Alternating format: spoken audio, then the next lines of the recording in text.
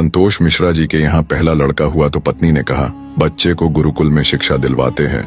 मैं सोच रही हूँ कि गुरुकुल में शिक्षा देकर उसे धर्म ज्ञाता पंडित योगी बनाऊंगी। संतोष जी ने पत्नी से कहा, पंडित्य पूर्ण योगी बनाकर इसे भूखा मारना है क्या? मैं इसे बड़ा अफसर बनाऊंगा ताकि दुनिया में एक कामयाबी वाला इंसान बने। संतोष जी सरकारी बैंक में मैनेजर के पद पर थे। पत्नी धार्मिक थी और इच्छा थी कि बेटा पांडित्य पूर्ण योगी बने, लेकिन संतोष जी नहीं माने। दूसरा लड़का हुआ तो फिर पत्नी ने जिद की। संतोष जी इस बार भी न माने।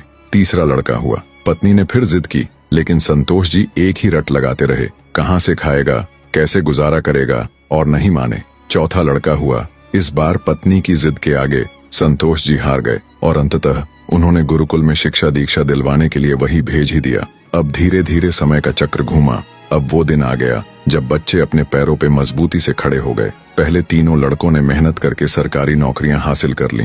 पहला डॉक्टर, दूसरा बैंक मैनेजर, तीसरा एक सरकारी कंपनी में जॉब करने लगा। एक दिन की बात है, संतोष जी पत्नी से बोले, अरे भाग्यवान, देखा मेरे तीनों होनहार बेटे सरकारी पदों पे हो गए ना, अच्छी कमाई भी कर रहे हैं। तीनों की जिंदगी तो अब सेट हो गई, कोई चिंता नहीं रहेगी अब इन तीनों को।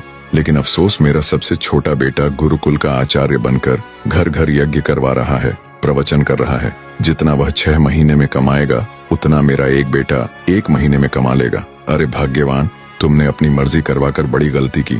तुम्हें भी आज इस पर पश्चाताप होता होगा, मुझे मालूम है, लेकिन तुम बोल क्यों नहीं रही हो? पत्नी ने कहा, हमसे कोई एक गलत है और ये आज दूध का दूध पानी का पानी हो जाना चाहिए। चलिए अब हम परीक्षा ले लेते हैं चारों की, कौन गलत है कौन सही पता चल जाएगा। संतोष जी मान गए। दूसरे दिन शाम के वक्त पत्नी ने बाल बिखराकर, अपनी साड़ी का पल्लू फाड़कर और चेहरे पर 1-2 नाखून के निशान मारकर आंगन में बैठ गई और पतिदेव को अंदर कमरे में छिपा दिया। बड़ा बेटा आया, पूछा, मम्मी क्या हुआ? माँ ने जवाब दिया, तुम्हारे पापा ने मारा है। पहला बेटा बोला, बुढ़ा सठिया गया है क्या? कहाँ है, बुलाओ तो जरा। माँ ने कहा, नहीं है, बाहर गए हैं, आए तो मुझे बुला लेना, मैं कमरे में हूँ, मेरा खाना निकाल दो, मुझे भूख लगी है। ये कहकर कमरे में चला गया।